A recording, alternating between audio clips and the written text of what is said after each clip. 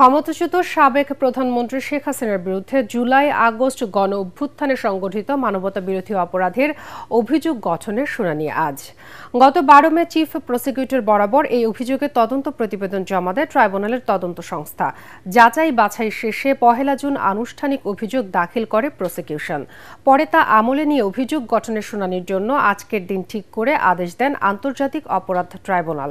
শেখ হাসিনার পাশাপাশি এ মামলায় সাবেক স্বরাষ্ট্রমন্ত্রী আসাদুজ্জামান খান কামাল ও পুলিশের সাবেক আইজি চৌধুরী আব্দুল্লাহ আল মামুনকে আসামি করা হয়েছে। গত বছরের 5 আগস্ট ছাত্র জনতার আন্দোলনে আওয়ামী লীগ সরকারের পতনের পর আন্তর্জাতিক অপরাধ ট্রাইব্যুনাল পুনর্গঠন করা হয়। পুনর্গঠিত ট্রাইব্যুনালে গণ অভ্যুত্থানে সংগঠিত মানবতাবিরোধী অপরাধের অভিযোগে প্রথম মামলাটি হয় শেখ হাসিনার বিরুদ্ধে। এই মামলা ছাড়াও শেখ হাসিনার বিরুদ্ধে ট্রাইব্যুনালে আরও 2টি মামলা রয়েছে, যার মধ্যে একটি মামলায় আওয়ামী লীগ শাসনামলে 15.5 বছরের গুম খুনের ঘটনায় তাকে আসামি করা হয়েছে। অন্য মামলাটি হয়েছে 2013 সালে রাজধানীর মতিঝিল শাপলা চত্বরে হেফাজতে ইসলামের সমাবেশে হত্যাকাণ্ডের ঘটনায়। ইরান ইসরায়েলের পাল্টাপাল্টি হামলায় আশঙ্কা দেখা দিয়েছে তৃতীয় বিশ্বযুদ্ধের। মধ্যপ্রাচ্য জুড়ে বিরাজ করছে চরম আতঙ্ক উত্তেজনা। ইরানের আক্রমণে বিপর্যস্ত হয়ে পড়েছে ইসরায়েলের আকাশ প্রতিরক্ষা ব্যবস্থা। তেল আবিব সহ ইসরায়েলের বিভিন্ন শহরে রাতভর ইরানের ক্ষেপণাস্ত্র হামলায় আরও 12 ইসরায়েলি নিহত হয়েছে। ধ্বংস হয়েছে ইসরায়েলের হাইফার জ্বালানি কেন্দ্র সহ বিভিন্ন স্থাপনা। এদিকে ইরানের সঙ্গে চলমান পাল্টা হামলার মাঝে ইসরায়েলে বড় ধরনের হাইপারসনিক ক্ষেপণাস্ত্র হামলা চালিয়েছে ইয়েমেন। অন্যদিকে তেহরান সহ ইরানের বিভিন্ন শহরে ইসরায়েলের পাল্টা হামলায় মারা গেছে বেশ কয়েকজন। তেল বাণিজ্যের গুরুত্বপূর্ণ পথ হরমুজ প্রণালী বন্ধের হুমকি দিয়েছে তেহরান। বিস্তারিত আশিকুর রহমানের প্রতিবেদনে।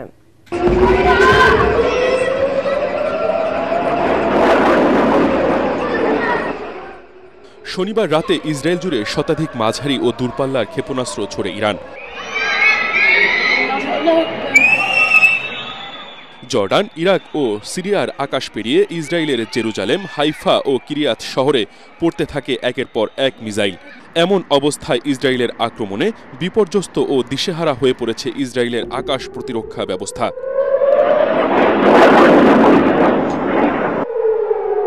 প্রায় 1,500 কিলোমিটার দূর থেকে ইরানের বিপ্লবী গার্ডের ছোড়া মিসাইলে বাত ইয়াম ও রেহেবোত শহরে ধসে পড়ে কয়েকটি ভবন। ধ্বংস হয়ে যায় ইসরায়েলের হাইফার জ্বালানি কেন্দ্র। মারা গেছেন বেশ কয়েকজন ইসরায়েলি। এছাড়া খোঁজ মিলছে না 35 জনের। চলমান হামলার মধ্যেই ইরানের পররাষ্ট্রমন্ত্রী জানিয়েছেন, ইরানে হামলা চালাতে ইসরায়েলকে উস্কে দিয়েছে যুক্তরাষ্ট্র। তবে ইরানও এসব হামলার পাল্টা জবাব দিতে প্রস্তুত। যুক্তরাষ্ট্রের পক্ষ থেকে ইসরায়েলকে ইরানের বিরুদ্ধে চলমান হামলায় সহায়তা করার ব্যাপারে অনেক প্রমাণ রয়েছে। যুক্তরাষ্ট্র এই হামলাগুলোর অংশীদার এবং তাদের এর দায়িত্ব নিতে হবে। এদিকে ইরানের সঙ্গে চলমান পাল্টা হামলার মাঝে ইসরায়েলে বড় ধরনের হাইপারসনিক ক্ষেপণাস্ত্র হামলা চালিয়েছে তেহরানের অন্যতম ঘনিষ্ঠ মিত্র ইয়েমেন। রোববার ভোরের দিকে ইসরায়েলের বাণিজ্যিক রাজধানী তেল আবিবে এই হামলা চালানো হয়েছে বলে দাবি করেছে দেশটির সশস্ত্র বাহিনী। অন্যদিকে ইরানের রাজধানী তেহরানে নতুন করে হামলা চালিয়েছে ইসরায়েল। রোববার দুপুরের দিকে তেহরানে বিস্ফোরণের শব্দ শোনা গেছে। তবে এই বিস্ফোরণে কোনো ক্ষয়ক্ষতি কিংবা হতাহতের ঘটনা ঘটেছে কিনা তাৎক্ষণিকভাবে তা জানা যায়নি। ইরানের স্থানীয় সংবাদ মাধ্যমগুলোতে বলা হয়েছে, দেশটির রাজধানী তেহরানের পশ্চিম ও উত্তর পশ্চিমাঞ্চলের আকাশ প্রতিরক্ষা ব্যবস্থা আবারও সচল করা হয়েছে। নতুন হামলা মোকাবেলায় এরই মধ্যে ইরানের সশস্ত্র বাহিনী নানা পদক্ষেপ নিয়েছে। আশিকুর রহমান, এটিএন বাংলা। সব মশার বিরুদ্ধে সুরক্ষা দিতে এলো বসুন্ধরা এক্সট্রিম অ্যারোসল। মশার বিরুদ্ধে এক্সট্রিম সুরক্ষা। ধ্বংসাত্মক এক যুদ্ধের কাছাকাছি মধ্যপ্রাচ্যের 2 পরাশক্তি ইরান ও ইসরায়েল। শুক্রবার আকস্মিক হামলায় ইরানের সেনাপ্রধান ও পরমাণু বিজ্ঞানী সহ গুরুত্বপূর্ণ কয়েকজনকে হত্যার পর নেতানিয়াহু সরকারের আরেকটি গোপন পরিকল্পনা ফাঁস হয়েছে। ইসরায়েলি বাহিনীর এখন টার্গেট ইরানের সর্বোচ্চ নেতা আয়াতুল্লাহ আলী খামেনিকে হত্যার। প্রতিরক্ষা বাহিনী আইডিএফ এর শীর্ষ কর্মকর্তার গোপন বার্তায় ইসরায়েলি গোয়েন্দা সংস্থা মুসাদের এজেন্টদের তেহরানে ঢুকে গুপ্তচর বৃত্তির প্রমাণও মিলেছে। আলবোর্জ প্রদেশ থেকে মুসাদের 2 সদস্যকে গ্রেফতার করেছে ইরান। শরীফুল ইসলামের প্রতিবেদন। assassinated on Wednesday in Tehran. An explosive device. গেল বছর জুলাইয়ে খোদ তেহরানে ঢুকে হামাস নেতা ইসমাইল হানিয়াকে হত্যার পর ইরানের গোয়েন্দা ব্যর্থতা প্রকাশ পায়। একই বছর অক্টোবরে লেবাননের হিজবুল্লাহ গোষ্ঠীর প্রধান হাসান নাসরুল্লাহকে হত্যা করে ইসরায়েল, যার প্রতিশোধ নিতে ইসরায়েলে ঝাঁকে ঝাঁকে ক্ষেপণাস্ত্র হামলা চালায় ইরান। এই হামলার প্রতিশোধ নিতে অনেক আগে থেকেই মুখিয়ে ছিল দখলদার ইসরায়েল। অক্টোবরের পর থেকে ইরানের ভেতরে ঢুকে শুক্রবার ভোরের হামলার ছক আঁকে ইসরায়েলি গোয়েন্দা বাহিনী মোসাদের এজেন্টরা।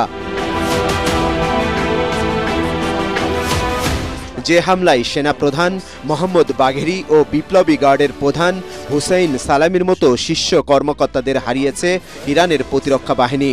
ইসরায়েলের এই আকস্মিক হামলার পরিকল্পনা ও প্রতিহত করতে না পারা ইরানের সামরিক ও কৌশলগত প্রতিরক্ষা ব্যবস্থার দুর্বলতা বলে মনে করছেন বিশ্লেষকরা। এমন পরিস্থিতিতে নড়ে চড়ে বসেছে ইরান।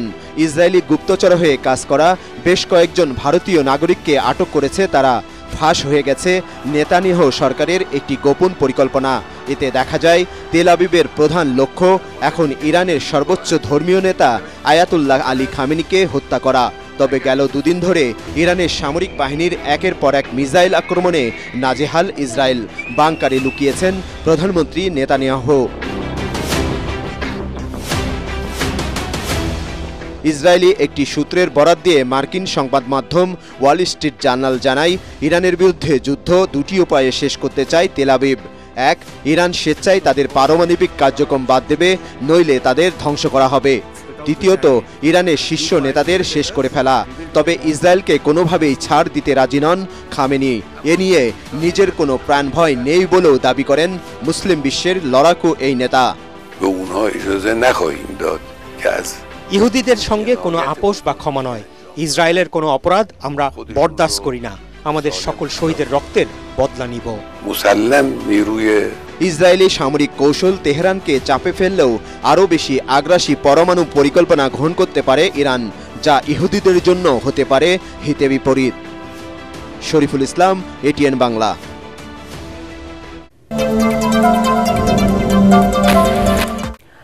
কারো তাবেদারি নয়, নির্বাচন কমিশন রেফারির ভূমিকায় থাকবে বলে জানিয়েছেন প্রধান নির্বাচন কমিশনার এএমএম নাসির উদ্দিন। বললেন, ত্রয়োদশ জাতীয় সংসদ নির্বাচনের প্রস্তুতি এগিয়ে নিয়ে যাচ্ছে ইসি। এ লক্ষ্যে সবার জন্য লেভেল প্লেইং ফিল্ড তৈরিতে কমিশন বদ্ধপরিকর। তিনি বলেন, ফেব্রুয়ারিতে জাতীয় সংসদ নির্বাচন আয়োজনের সরকারের সাথে নির্বাচন কমিশনের আনুষ্ঠানিক কোনো আলোচনা হয়নি। সকালে আগারগাঁও নির্বাচন ভবনের সম্মেলন কক্ষে কর্মকর্তাদের সঙ্গে ঈদ পরবর্তী মতবিনিময় অনুষ্ঠানে এসব কথা বলেন সিইসি। বিস্তারিত জানাচ্ছেন ঐশী গোস্বামী প্রমা। নির্বাচন কমিশন ভবনের সম্মেলন কক্ষে কর্মকর্তাদের সঙ্গে ঈদ পরবর্তী শুভেচ্ছা ও মত বিনিময় করেন প্রধান নির্বাচন কমিশনার এএমএম নাসির উদ্দিন। এ সময় কর্মকর্তাদের নির্বাচনে নিরপেক্ষ ভূমিকা পালনের নির্দেশনা দেন তিনি। যারা যারা খেলতে চান তারা যাতে নির্বিঘ্নে খেলতে পারেন সেই ব্যবস্থাটা করে দেব। আমরা রেফারির কাজ করব। সভা শেষে সংবাদ সম্মেলনে জাতীয় নির্বাচন আয়োজন নিয়ে সাংবাদিকদের বিভিন্ন প্রশ্নের জবাব দেন সিইসি। আইন অনুযায়ী কাজ করবেন, কারো দ্বারা প্রভাবিত হয়ে নয়, কারো পক্ষে নয়, যে কোনো দলীয় স্বার্থ বিবেচনায় আপনারা কোনো কাজ করবেন না। একদম আইন অনুযায়ী নিরপেক্ষতার সাথে আপনারা দায়িত্ব পালন করবেন। তিনি বলেন, জাতীয় সংসদ ভোটের প্রস্তুতি এগিয়ে নিয়ে যাচ্ছে ইসি। ভোটের মাঠে সবার সমান সুযোগ থাকবে বলে জানিয়ে সিইসি বলেন, অতীতের মতো প্রহসনের নির্বাচন আর পুনরাবৃত্তি হবে না। কেউ যদি মনে করে থাকে যে বাক্স লুট করে নিয়ে যাব, কেন্দ্র দখল করে আমি জিতে যাব, অতীতে যা হয়েছে তারা দিবা স্বপ্নে আছে। এই জিনিস এবার হতে দেব না ইনশাআল্লাহ। এ সময় লন্ডনে প্রধান উপদেষ্টা ডক্টর মোহাম্মদ ইউনূসের সঙ্গে বিএনপির ভারপ্রাপ্ত চেয়ারম্যান তারেক রহমানের বৈঠক প্রসঙ্গে সিইসি বলেন, সরকার বলা মাত্রই নির্বাচনের জন্য প্রস্তুত থাকবে নির্বাচন কমিশন। সরকারের থেকে যদি ধারণা পাই, আমরা সেই অনুযায়ী ইলেকশন ডেলিভার করার জন্য প্রস্তুত আছি এবং প্রস্তুতি নিচ্ছি। জুনের মধ্যে হালনাগাদ ভোটার তালিকা প্রকাশ ও নির্বাচনের চূড়ান্ত সময়সীমা ঠিক হলে ভোটের 2 মাস আগে তফসিল ঘোষণা করা হবে বলে জানান প্রধান নির্বাচন কমিশনার। আমরা হালনাগাদ এটা জুনের মধ্যে শেষ হয়ে যাবে। শিডিউল কখন ঘোষণা করি, ভোটের 2 মাস আগে ঘোষণা করব, যখন ঘোষণা করব তখন আমার কাছে যে ভোটার তালিকা যে থাকবে তখন তাদের তো ভোটার যোগ্য হইতে হবে, বুঝছেন না? ঐশী গোস্বামী প্রমা, এটিএন বাংলা, ঢাকা।